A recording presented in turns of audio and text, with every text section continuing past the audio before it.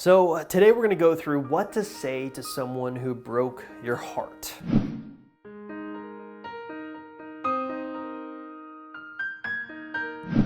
And I'd really like to start out this video by taking on one of the biggest misconceptions that people have about breakups. And that's this concept of a magic bullet or a magic phrase that you can say to your ex that will make them come running back.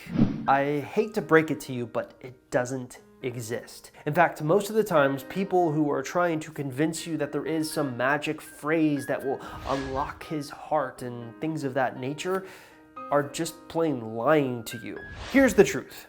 The truth is, while there is no magic bullet phrase or thing that you can do or tactic that you can employ to all of a sudden make an ex want to come running back to you, how you go about that process is an essential accumulation of magic bullets and magic phrases or tactics or techniques, and that's really what we want to talk to you about today. First things first though, the predominant question that we get from everyone who comes to our website, listens to our podcast, or even watches these YouTube videos is, what kind of chance do I have of getting my ex back? Now on my website, www.exboyfriendrecovery.com, I've put together a special quiz that's designed to help you answer this exact question. Taking the quiz is super easy. It's free, it will take you about 2 minutes, and all you have to do is simply look in the description link below this YouTube video and click on the link you see there. So let's start off by talking about two really important concepts that you need to understand if you want to have a conversation with your ex after a breakup, or if you want to figure out what to say to them. And that's the power of timing and the power of leverage. Let's talk about timing first. So, a lot of you are coming here and wondering what to say after a breakup to someone who broke your heart. What is the correct play to say? And I'm here to tell you that before you even consider what you should be saying to them, you first need to understand when the right time to communicate with them is. You see, no matter the circumstance, if your ex broke up with you and they broke your heart and you are just itching to have a conversation with them, even if it's for closure, just to move on, I'm here to tell you that the worst time to have that conversation is immediately after the act. In fact, one of the more preferred methods that I would recommend to people after they get broken up with is to literally say nothing, walk away, almost act like it didn't bother them. Now, why is that? Well, it's because emotions are subject to change. If you talk to your ex when you're highly emotional, you're likely to say something that you really don't mean, just to hurt their feelings. And likewise, your ex is willing to say something just to hurt your feelings in defense. Think of it like this. Let's say there's a door-to-door salesman who wants to sell you a vacuum cleaner. Not exactly the best of jobs right now, but let's just bear with me here. So he knocks on your door, bang, bang, bang. You open the door up, and immediately upon seeing this guy, you understand two things. Number one, who is dragging around a vacuum to sell it anymore? And number two, this guy's about to sell you something. So immediately you're on the defense. But his job is, of course, to sell you this vacuum. So he decides to plow ahead. Hey, I want to sell you this vacuum, blah, blah, blah. You politely say, no thanks. Does he listen? No. He continues on his pitch. Oh no, but there's this and this and this. Look at this feature here. Look at that feature there. You again, a little bit more sternly this time, say, no thank you. Does he listen? No, he just continues to plow forward. Oh yeah, that's you have a good point there, sir, but no, this feature is special here. Now you're getting angry and defensive. So you lash out. You slam the door in his face. You say, get the heck out of here. So what happened was, immediately you're on the defensive upon seeing that this guy is trying to sell you something.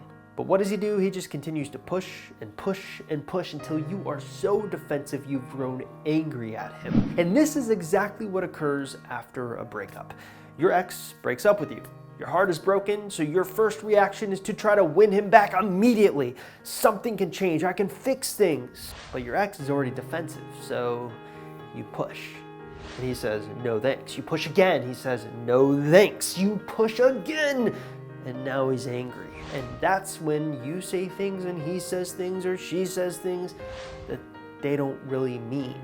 And you're kind of dug yourself into this really deep hole, and it's difficult.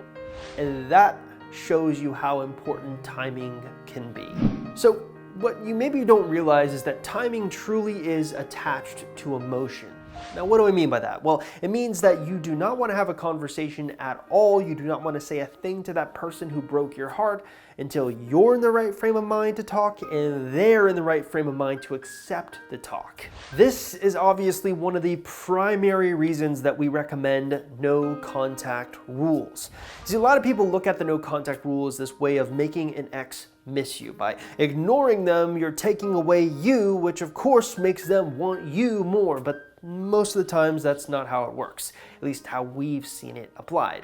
Most of the time, successful no contact rules are dependent on what you do with that time.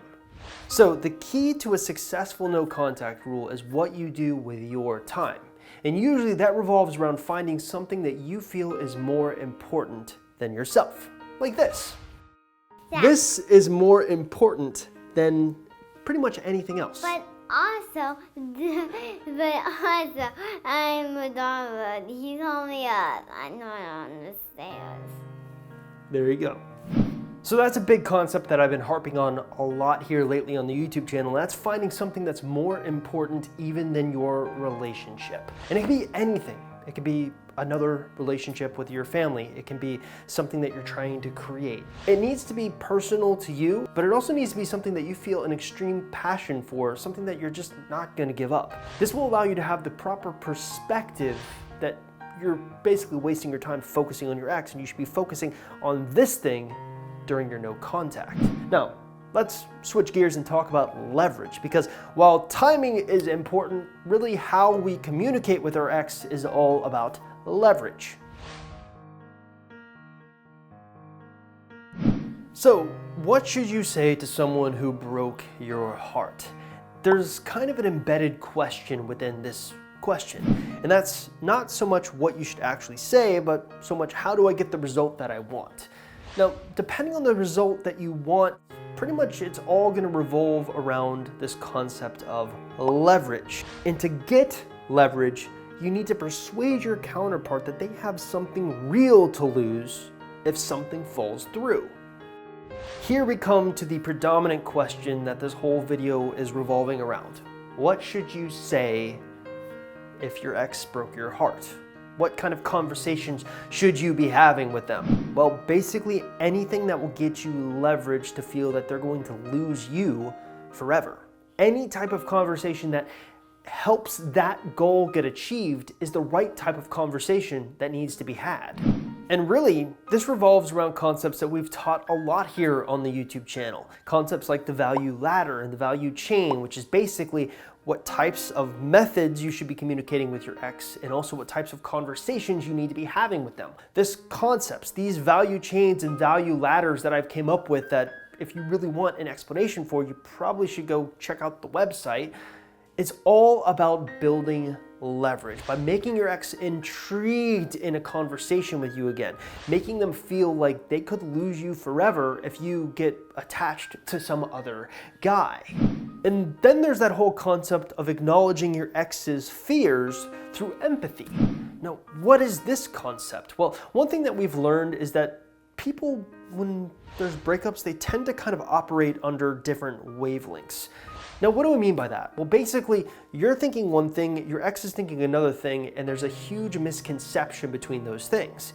In other words, you don't understand what's going on inside their brain. This is why a breakup can blindside you. Oftentimes you'll hear, he broke up with me out of the blue, or she broke up with me out of the blue. I did not see it coming. This is a prime example that you and your ex were on different wavelengths. And the best way to bridge the gap so that you get on the same wavelength is this concept of empathy. Now, Empathy is all about approaching your partner and kind of talking to them with their same worldview, by walking a mile in their shoes, so to speak, and understanding what they're feeling. Now, what we really teach here in our channel and our websites and our podcasts is this concept of tactical empathy, by basically listing every single thing that you think that your ex is thinking but isn't willing to say and parroting it back to them. By basically saying, hey, I know you feel this, or I know you felt that, or I know you think this, or I know you think that. That's going to allow them to realize, hey, they really understand me better than I thought that they did. And that's where this concept of phrasing comes into play. If you catch your ex saying, yeah, you're right, that's not what you want to have happen, because that basically is you telling them what to do. Now, the opposite of that is basically having them say, no, that's right. Because then that is them coming to the realization that, well, they understand me more than I thought they did. And this is where things get a little complicated again, because ultimately, guess what? You have to pick the right time to have this kind of tactical empathy conversation. Do you do it immediately after a no contact rule? No. You need to build up a value first, build up a foundation of a conversation before you're willing to have this. Oftentimes, the best time to have these type of conversations is either over the phone or in person. The texting phase is all about building a foundation upon which everything else can be built. And it's important to keep that in mind. All of this works together seamlessly, but also at the same time, you have to trust your own gut. One thing that we've learned from interviewing multiple different success stories is while they did try to follow the concepts that we came up with to a T, every once in a while they would have to do an audible on the fly. Much like a football player has to take or call an audible at the line of scrimmage to change the play up because the defense is going to basically kill their play, you have to do the same thing if you find yourself in a moment where you think, hey, I kind of feel that this strategy right now isn't going to work. You have to audible and shift and adapt on the fly so that you're doing something that you feel will work. Hey there, thanks for getting to the end of this video. If you haven't already, make sure you stop everything you're doing and take that X Recovery Chances quiz that I talked about at the beginning of this video. All you have to do if you want to take the quiz is simply look in the description link below this YouTube video and click on it. Also, if you haven't liked, commented, or subscribed to the channel, please do so. It helps all the YouTube algorithms do their thing and keep our videos high. That would be greatly appreciated. See ya.